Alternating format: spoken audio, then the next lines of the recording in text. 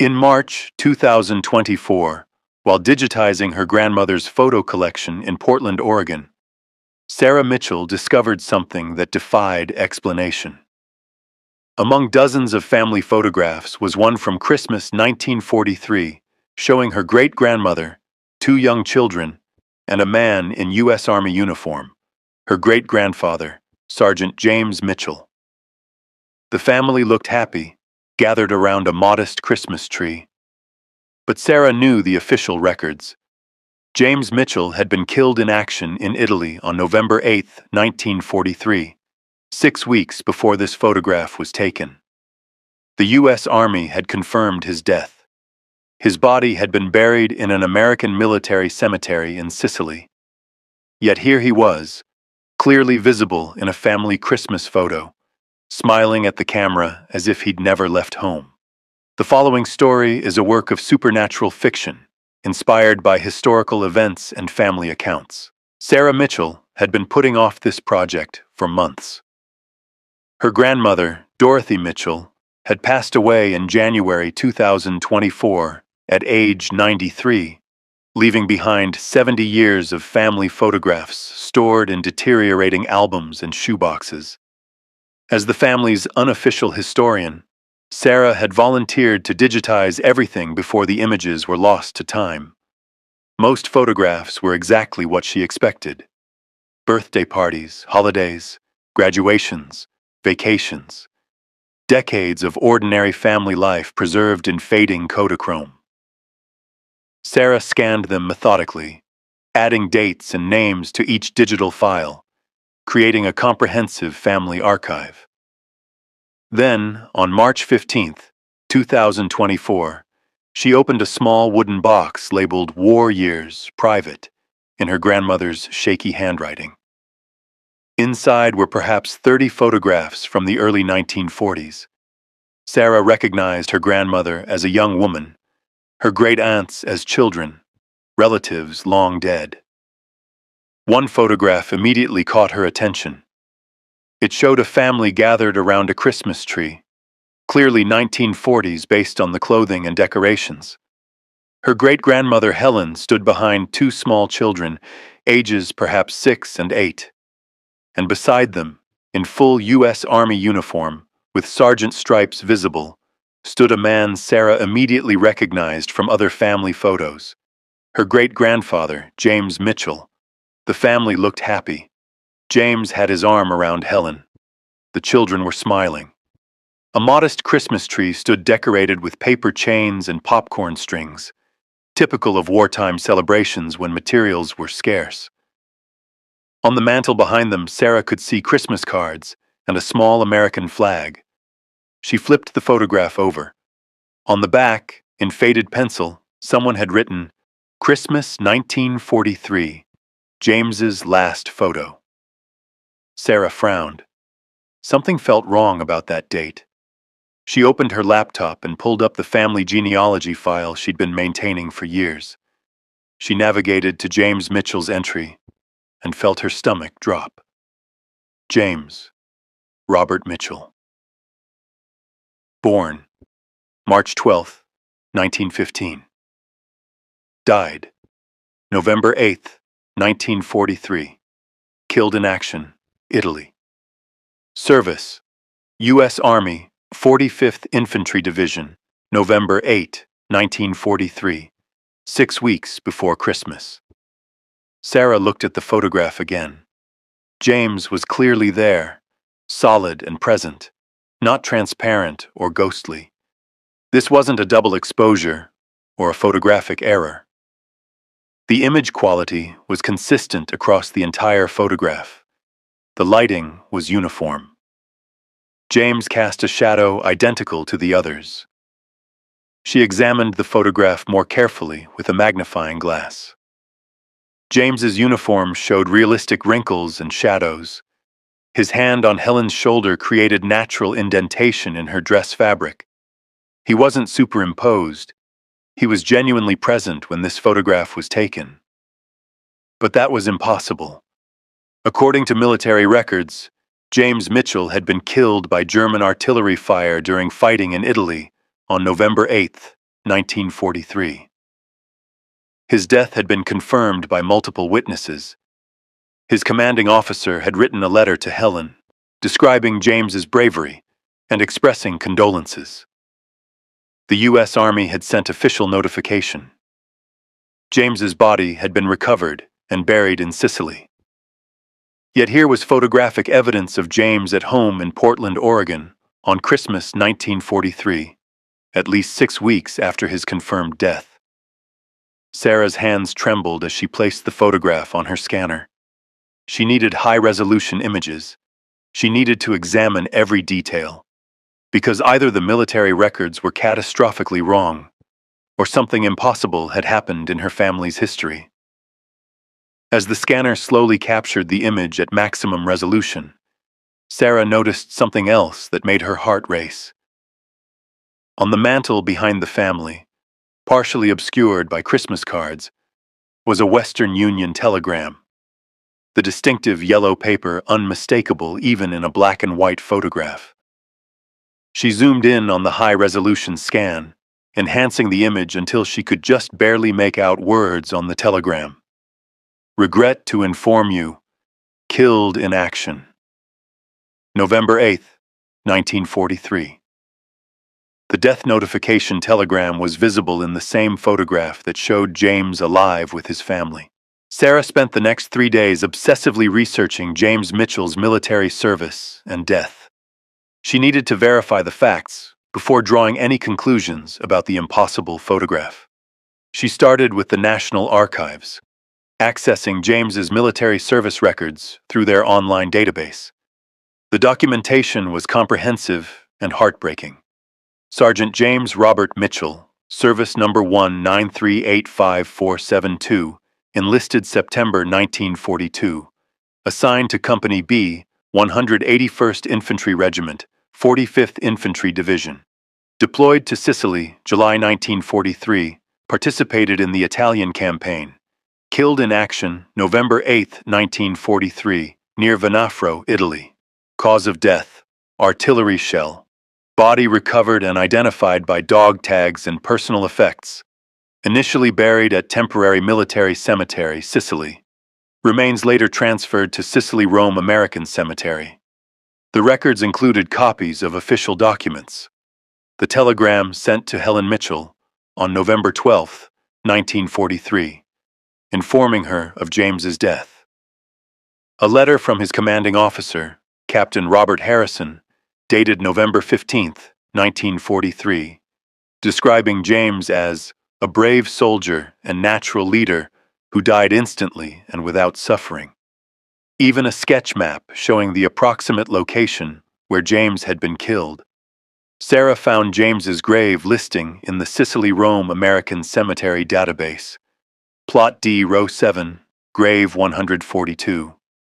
The cemetery's digital records included a photograph of his white marble cross, identical to thousands of others marking American war dead. The inscription read, James R. Mitchell, Oregon, Sagety 180 INF 45 DIV, November 8, 1943. Everything confirmed the official story. James Mitchell had died in Italy on November 8, 1943.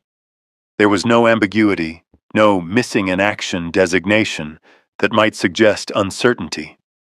His death had been witnessed, his body identified and buried. The military bureaucracy had processed his death with all appropriate documentation. Yet the photograph showed him alive 6 weeks later.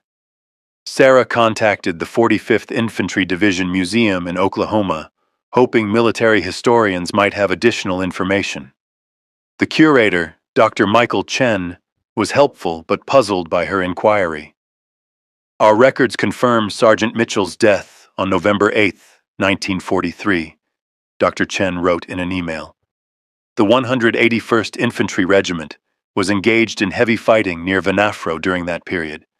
Casualties were significant. I have no reason to doubt the accuracy of his death record. It's consistent with all other documentation from that battle.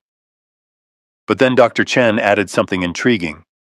However, I should mention that we occasionally receive inquiries about soldiers who appeared in family, photographs, or letters after their official death dates. It's rare but not unprecedented. Usually there's a rational explanation. Photographs misdated, letters delayed in mail, families mixing up chronology in their grief. But occasionally, well, there are cases we can't easily explain. If you'd like to send me the photograph, I'd be interested in examining it. Sarah scanned the Christmas photo at maximum resolution and sent it to Dr. Chen, along with all the contextual information she'd gathered. His response came 2 days later and was more disturbing than she'd anticipated. Sarah, I've examined your photograph with our authentication experts. The image appears genuine, no evidence of manipulation, double exposure, or post-processing. The uniform details are accurate for 1943. The Christmas decorations and home furnishings are period appropriate, based on aging characteristics of the photographic paper and development process. This image was almost certainly created in late 1943. But here's what concerns me. This isn't the first case like this we've documented. Since 2010, when more families began digitizing old photographs, we've received at least 40 similar reports. Soldiers appearing in family photographs taken after their confirmed deaths. Most families never reported these images historically because they assumed they'd misdated the photographs or misremembered events. Grief plays tricks on memory. Sarah knew she needed to speak with someone who'd actually been there in 1943. Her grandmother Dorothy had died, but Dorothy's younger sister, Sarah's great-aunt Margaret, was still alive at age 89, living in a nursing home in Eugene, Oregon. Sarah drove down to Eugene the following weekend, bringing the photograph and a notebook full of questions. She found Margaret in the facility's sunroom, sharp-minded despite her age, eager for a visitor. "Aunt Margaret," Sarah began carefully, "I've been digitizing Grandma Dorothy's old photographs, and I found something I don't understand." She placed the Christmas 1943 photograph on the table. Margaret's face went pale. Her hands began to tremble. "Where did you find this?" Margaret whispered. "Dorothy told me she'd destroyed all of them. She made me promise never to speak about that Christmas. Never." "Destroyed all of what?" "Margaret, what happened?" The old woman was silent for a long moment, staring at the photograph with an expression mixing fear and longing. Finally, she spoke, her voice barely audible. "He came home, Sarah. After he died, James came home. Not his body. His body was in Italy. But he came home, and he stayed with us for 3 days." Sarah felt her skin prickle. "What do you mean he came home?" Margaret closed her eyes, remembering. "It was December 23rd, 1943. We'd received the telegram about James's death 6 weeks earlier. Dorothy was devastated. She was 8 years old. I was 6. We barely understood death, but we knew Daddy wasn't coming back. Mother was trying to make Christmas special anyway, trying to keep things normal for us. That evening, just after dark, there was a knock on the door. Mother opened it, and James was standing there in his uniform, exactly as he'd looked when he left for the war. Mother screamed, actually screamed, and fainted right there in the doorway. When she came to, James was kneeling beside her, crying. He kept saying, "I'm sorry, Helen, I'm so sorry. I only have 3 days. They only gave me 3 days to say goodbye." Mother asked who they were. James just shook his head. He said he couldn't explain, that he didn't fully understand it himself. But he'd been given 3 days, from December 23rd to December 26th, Christmas, to come home and say goodbye to his family. After that, he'd have to leave forever. Mother didn't believe it at first. She thought she was hallucinating from grief. But James knew things, private things, intimate details about their life together that no one else could have known. He knew about a letter Dorothy had written to him that he'd never received because he died before it arrived. He knew Mother had been sick with influenza in November. He knew I'd lost my first tooth the week before. And he was solid, Sarah. Not a ghost, not transparent. He ate dinner with us. He held Mother while she cried. He read Dorothy and me bedtime stories. For 3 days our father was home and it felt completely real. Sarah struggled to process this. But that's impossible. People don't come back from death. I know what's possible and what's impossible, Margaret said sharply. I was there. I was 6 years old, but I remember every moment of those 3 days with perfect clarity. And I wasn't the only one. Mother and Dorothy both experienced it. We all saw him, talked to him, touched him. He was real. After her conversation with Margaret, Sarah became obsessed with understanding this phenomenon. If James Mitchell had somehow returned after death, and if Dr. Chen's files suggested this had happened to other families, there had to be a pattern, some explanation or at least documentation. She started with online genealogy forums, posting carefully worded inquiries. Has anyone found family photographs of soldiers taken after their official death dates? She expected skepticism or ridicule. Instead, she received over 60 responses within 3 days. A woman in Ohio wrote, "My grandfather died at Pearl Harbor on December 7th, 1941. But we have a photograph of him at home on Christmas 1941, wearing his Navy uniform. My grandmother always said he came home to say goodbye. Family thought she'd lost her mind with grief." A man in Texas shared, "My great-uncle was killed in the Battle of the Bulge, December 1944. Military death certificate says December 18th.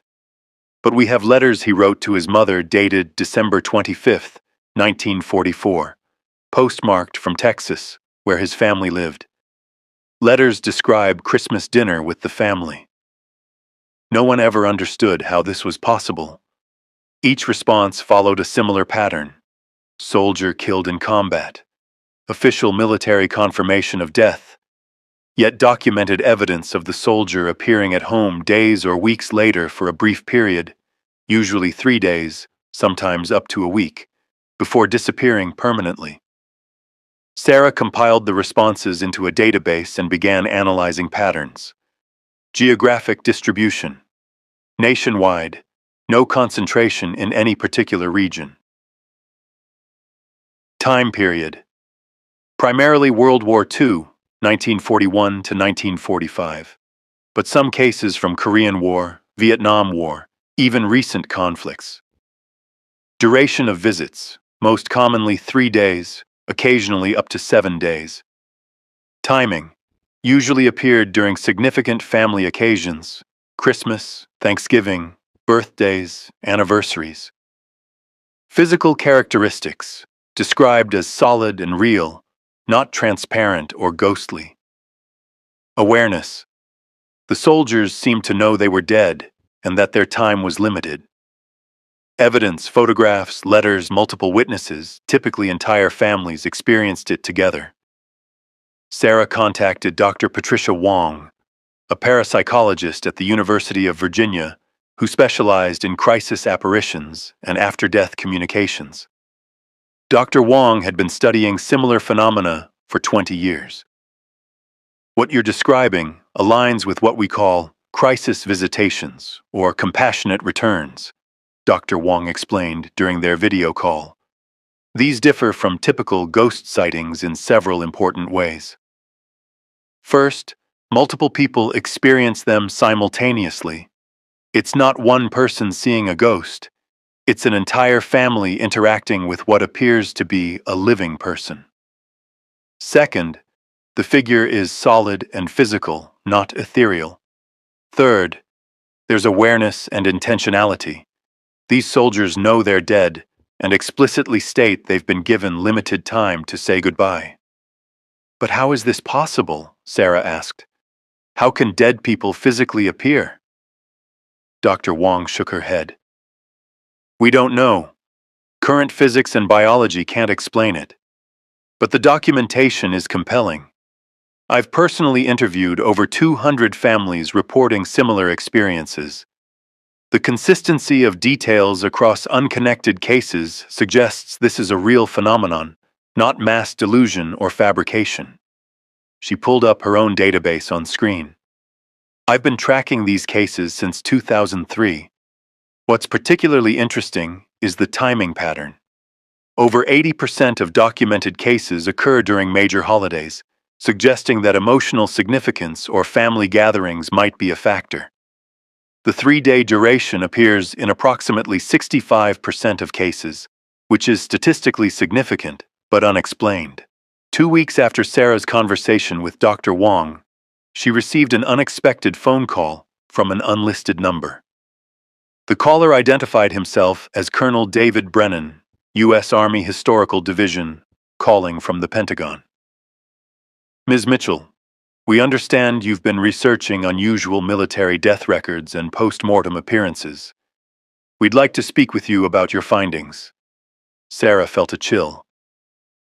How did you know about my research? We monitor certain keywords in military archives, requests, and genealogy forums. Your inquiries triggered our system. Ms. Mitchell, what you've stumbled into is the subject of a classified military investigation that's been ongoing since 1947. We'd like your cooperation and your discretion. 3 days later, Sarah found herself in a secure conference room at Joint Base Lewis McChord, Washington, meeting with Colonel Brennan and 2 other military personnel she wasn't allowed to identify. They presented her with a thick folder marked Classified Compassionate Returns Investigation. What you and your family experienced is not unique, Colonel Brennan began. The U.S. military has been documenting similar cases since World War II. We have over 2,300 verified reports of deceased service members appearing to their families after confirmed death. Every branch of service. Every major conflict since 1941. He opened the folder, revealing pages of case files, photographs, and sworn statements. Initially, we assumed these were grief-induced hallucinations or errors in death notification. But as documentation accumulated, especially photographic evidence and multiple witness testimony, we were forced to consider alternative explanations. One of the other officers, who introduced herself only as Dr. Reeves, continued, in 1952, the Department of Defense established a small, classified unit to investigate these phenomena. Our mission is threefold: document cases, identify patterns, and determine if there are national security implications. National security implications? Sarah repeated. How could ghost soldiers threaten national security? They're not ghosts, Ms. Mitchell. That's the problem. Ghosts don't eat food, don't leave fingerprints, don't show up in photographs with proper lighting and shadows. Whatever is appearing to these families is physically present for the duration of the visit. That raises questions about the nature of death, consciousness, and reality itself. Questions with profound implications. Dr. Reeves pulled out several photographs from different families, spanning decades. Each showed a soldier in uniform with family members, all dated after the soldier's official death. We've authenticated dozens of these photographs. No manipulation, no double exposure, no fraud. These soldiers were genuinely present when these images were captured. What's your explanation? Sarah asked. Colonel Brennan and Dr. Reeves exchanged glances. Finally, Brennan spoke. We don't have one. not an explanation that fits within conventional understanding of physics, biology, or metaphysics. We have theories, ranging from quantum consciousness to parallel dimensions to theological intervention, but no definitive answers. He pulled out a document titled Pattern Analysis Summary. What we do know, returns occur in approximately 0.03% of combat deaths. That's rare, but consistent across decades. Returns almost always last 3 days, occasionally up to 7. They occur during emotionally significant periods. The returning soldiers have knowledge they shouldn't possess, information about family events that occurred after their deaths, and they universally express that they've been permitted or given leave to return. Dr. Reeves added, "The most disturbing pattern is what the soldiers tell their families about where they've been and who sent them back." Across hundreds of unrelated cases, soldiers describe similar experiences: a transition after death, an evaluation or judgment, and then a compassionate authority figure, described variously as an officer, an angel, or simply someone in charge, granting them brief leave to return home for closure. Colonel Brennan granted Sarah access to the classified military archive on compassionate returns, with the understanding that she couldn't publicly share specific details but could use the information for her own understanding. What she discovered over the next several days fundamentally changed her worldview. The archive contained 2,347 documented cases spanning from 1941 to 2024. Each file included military death certificates and combat records, witness statements from family members, physical evidence like photographs or letters, investigation notes from military personnel, and follow-up interviews conducted years later. Sarah spent hours reading case after case, and patterns emerged that were both comforting and deeply unsettling. Case number 00847. Private Michael Chen, killed Okinawa, April 12, 1945. Appeared at family home in San Francisco, May 5, 1945, 3 weeks after death. Duration, 3 days. Family photograph shows Chen in uniform at dinner table.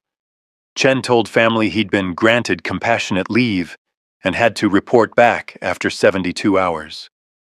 Mother's statement: "He was solid and real. He helped my younger son with homework. He ate with us. When he left on the 3rd day, he simply faded away like mist." Case number 01203. Corporal James Williams, killed Vietnam, February 8, 1968. Appeared at family home in Detroit, February 14, 1968, 6 days after death. Duration, 3 days. Videotape exists of Williams at family dinner, one of the only video recordings in the archive.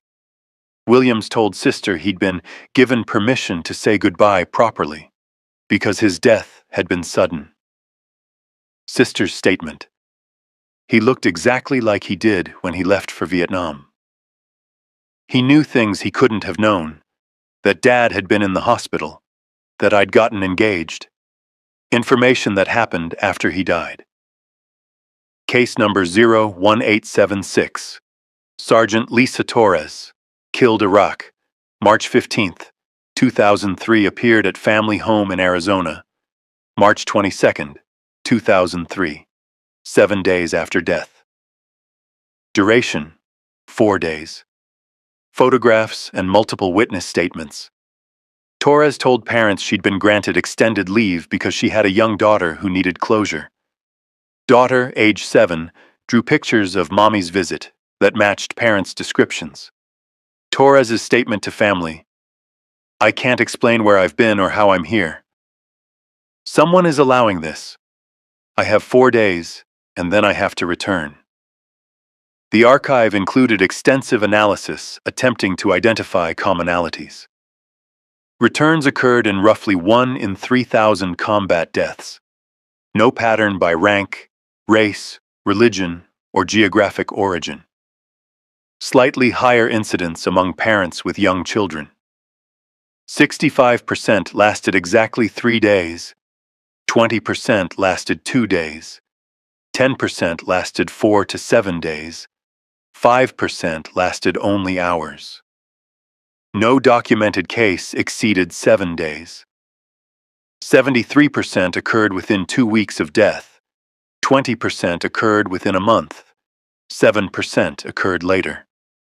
Latest documented case was 6 months after death. All cases described returning soldiers as solid and physical, indistinguishable from living persons. They ate food, left fingerprints, could be photographed and recorded. Medical examination in 2 cases, where families insisted, showed normal vital signs during the visit.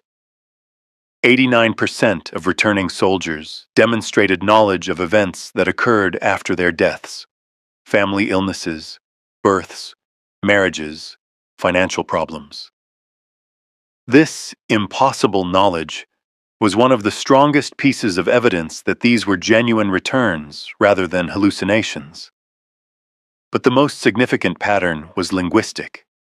Across hundreds of unrelated cases, spanning different decades and demographics, returning soldiers used remarkably similar language when describing their situation. "I've been given 3 days. They're allowing me this time. I have to report back. I received permission. Someone is letting me say goodbye." Armed with knowledge from the military archive, Sarah returned to Eugene to interview Aunt Margaret more thoroughly. This time, she brought a video camera and asked Margaret if she'd be willing to share every detail of those 3 days in December 1943. Not just the outline, but the full experience. Margaret agreed, saying she was 90 years old and tired of carrying the secret. "If people think I'm crazy, so be it. But I know what happened, and it's time someone documented it properly." What followed was 3 hours of detailed testimony that Sarah recorded with Margaret's permission. James appeared on our doorstep on December 23, 1943, just after sunset, around 5:30 p.m. I remember the exact time because Mother had just finished making dinner. There was a knock, and when Mother opened the door, there he stood in his army uniform, looking exactly as he had when he left for the war 18 months earlier. Mother fainted, literally collapsed. James caught her and carried her to the sofa. When she came to, she started crying and saying, you're dead, the telegram said you're dead." James held her and said, "I am dead, Helen. My body is buried in Sicily, but I've been given 3 days to come home and say goodbye properly. I don't understand how or why, but I'm here, I'm real, and I have until December 26th at dawn." Mother asked who gave him 3 days. James said he didn't know how to explain it. He said that after he died, after the artillery shell killed him, there was darkness, then light. Then he found himself in a place he couldn't adequately describe. He said there were others there, and someone, he called them administrators, told him he qualified for compassionate leave because he'd died suddenly without saying goodbye to his young family. He said the administrators looked at his life, looked at his family situation, a wife and 2 daughters under age 10, and granted him 72 hours to return. He said it was like military leave, except the military was something else, something bigger. I remember asking if he'd seen God. James smiled and said, "I saw something magnificent, Maggie, but I don't have words for it." And they told me I couldn't share details about what comes after. But I can tell you that death isn't the end, that there's more, and that it's beautiful and terrible and more complex than any religion describes. For 3 days, James was with us, completely, physically present. He wasn't transparent or ghostly. He ate meals with us. He helped Mother with housework. He read Dorothy and me bedtime stories. He slept in his and Mother's bed. Mother said he felt warm and solid, just like when he was alive. But there were differences. He never needed to use the bathroom. He didn't seem to need sleep, though he lay beside Mother at night. And he had knowledge he shouldn't have possessed. He knew Mother had been sick in November, knew I'd lost a tooth, knew that our neighbor Mr. Peterson had died. All events that happened after James's own death in Italy. On Christmas Eve, James took us to church. People stared. Some of them knew James had died, had seen the death notification. But James just smiled and said, "I'm home on leave." No one questioned it out loud, though I saw confused whispers. Christmas Day, James insisted we take a family photograph. He set up Mother's camera on a tripod and used the timer so he could be in the picture. He said, "You'll need proof this happened. When I'm gone, people will tell you it was grief-induced delusion. This photograph will remind you it was real." Margaret's testimony continued, describing the final hours of James Mitchell's impossible visit. That night, Christmas night, James told us what would happen the next morning. He said at dawn, exactly 72 hours after he arrived, he would fade away. He said it wouldn't be painful or frightening, just a gradual transition back to wherever he'd come from. He stayed up all night with Mother. I woke up around 3 a.m. and found them sitting together on the sofa, just holding each other. Mother was crying quietly. James was stroking her hair and whispering things I couldn't hear. The look on his face was heartbreaking, like he was trying to memorize every detail of her, knowing he'd never see her again. Around 5 a.m., as the sky started to lighten, James woke Dorothy and me. He gathered us all in the living room. The Christmas tree lights were still on, casting soft colors across the room. James sat us down and spoke to each of us individually. To Dorothy, he said, "You're the oldest. You need to be strong for your mother and sister. I know that's not fair. You're only 8 years old. But you're brave and smart. And I need you to help hold this family together. Can you do that for me?"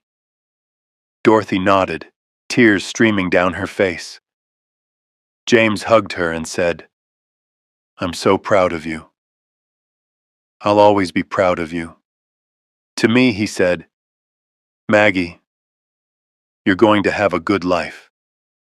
I can see it somehow. You're going to grow up, fall in love, have children of your own. When you do, tell them about me. Tell them their great-grandfather loved them even though he never got to meet them. Will you do that?" I promised I would. To Mother, he said things I wasn't supposed to hear, but I did anyway. He told her to live, to be happy, to maybe even love again someday. He said he didn't want her to spend the rest of her life mourning him. He wanted her to raise their daughters and find joy where she could. Mother was sobbing, saying she could never love anyone else.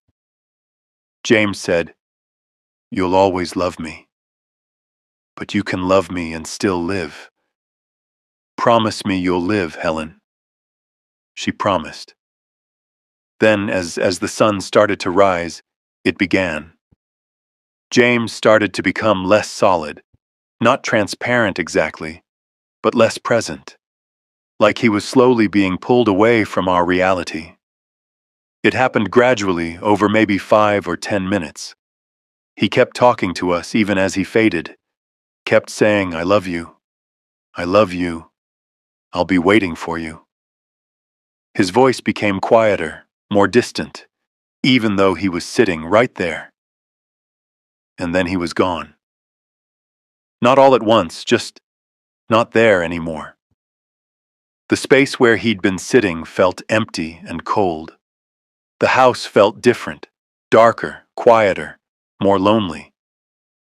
We sat there crying for a long time, holding each other, trying to process what had just happened. Mother kept the photograph, the one you found, hidden for decades. She'd take it out sometimes when she thought Dorothy and I weren't looking, and just stare at it, remembering. but she never showed it to anyone else.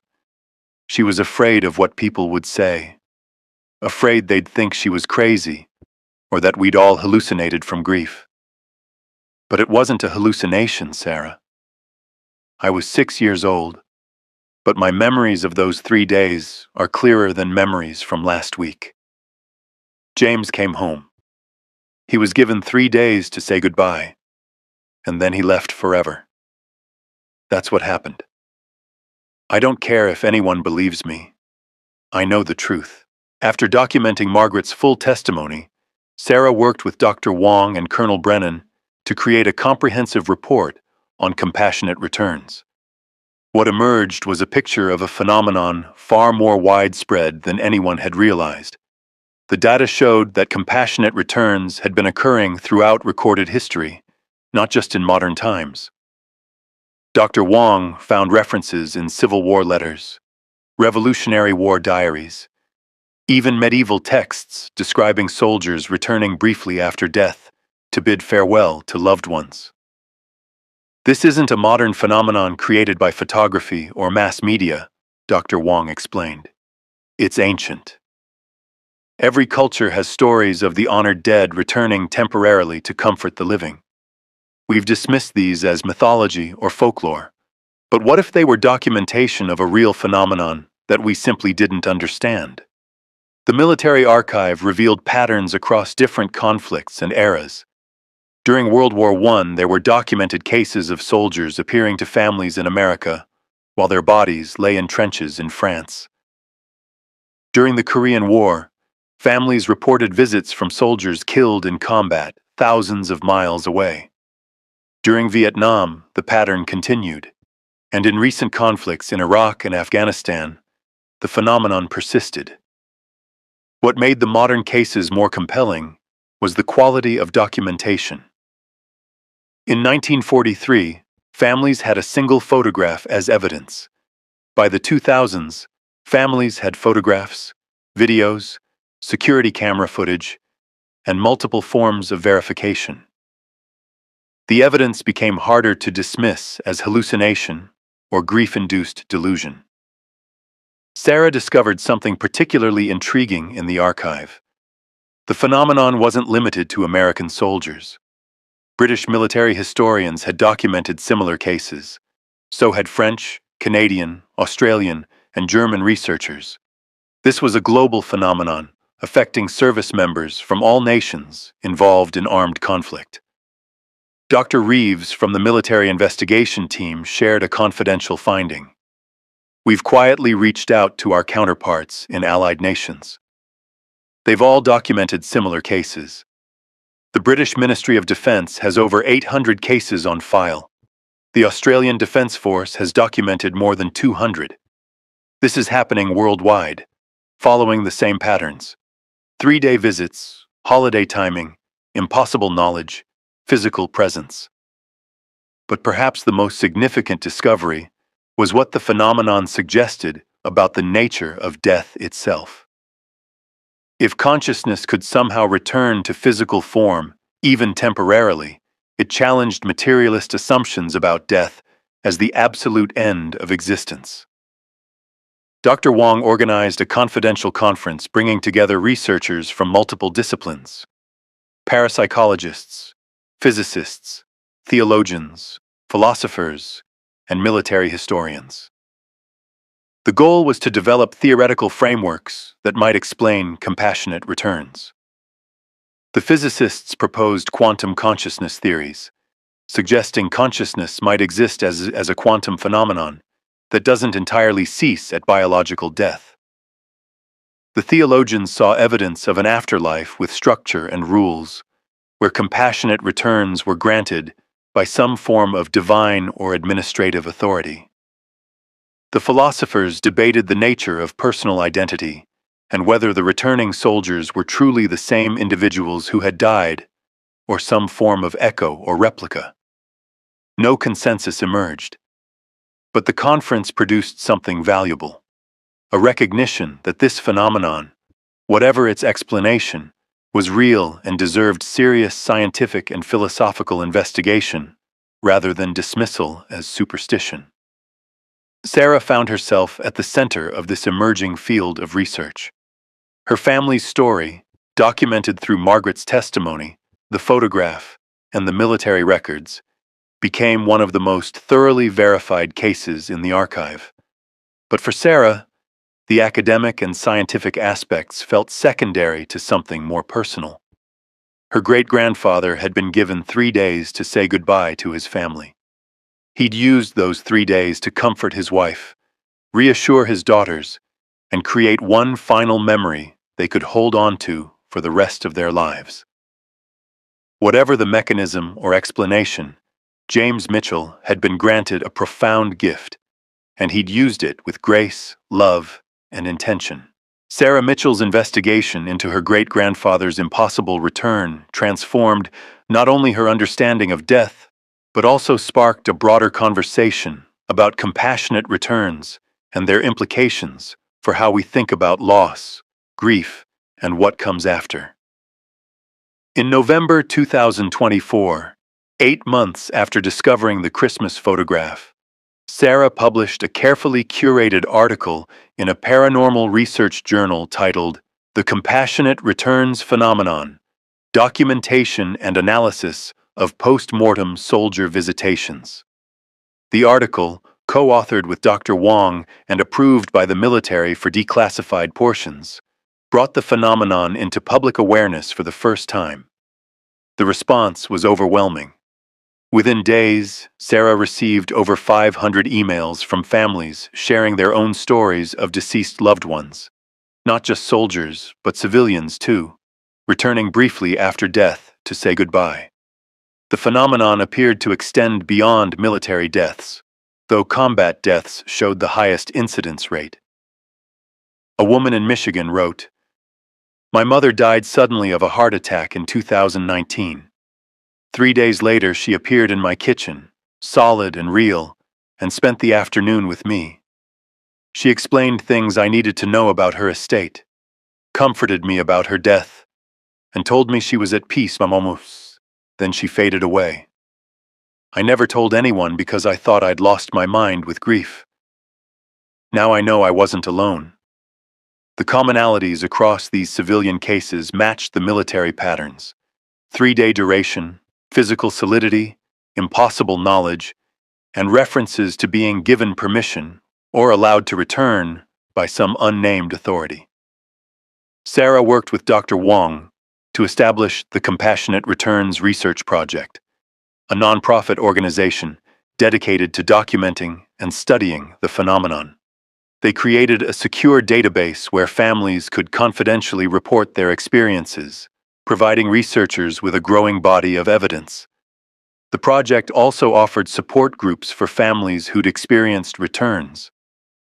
Many people had carried these experiences in isolation for years or decades, afraid of ridicule or psychiatric intervention. Having a community of others who'd experienced the same phenomenon provided validation and comfort. Margaret, now 90 years old, became an advocate for the research. She gave interviews, shared her story publicly, and encouraged other families to come forward. "I've kept this secret for 81 years, she said in one interview. "I'm not keeping it anymore." James came home. He was given 3 days to say goodbye, and those 3 days changed everything for our family. If sharing our story helps other families understand their own experiences, then it's worth any ridicule I might face. The Christmas photograph, the one that started everything, was donated to the Compassionate Returns Research Project archive, where it became one of the most studied images in paranormal research. Scientists examined it with every available technology, searching for evidence of manipulation or fraud. None was found. The photograph showed exactly what it appeared to show. James Mitchell, physically present with his family on Christmas 1943, 6 weeks after his confirmed death in Italy. For Sarah, the journey had been transformative. She'd started with a simple genealogy project and discovered evidence of something that challenged her entire worldview. But more importantly, She'd uncovered a beautiful truth about her family, that love had been strong enough to bring someone back from death, if only for 3 days. She often thought about what James had told Margaret, that death wasn't the end, that there was more, and that it was beautiful and terrible and more complex than any religion describes. Sarah didn't know what that meant, couldn't fully grasp it. But she took comfort in knowing that whatever came after death, it apparently included compassion, mercy, and the possibility of saying goodbye. The military continued its classified investigation, documenting new cases as they emerged.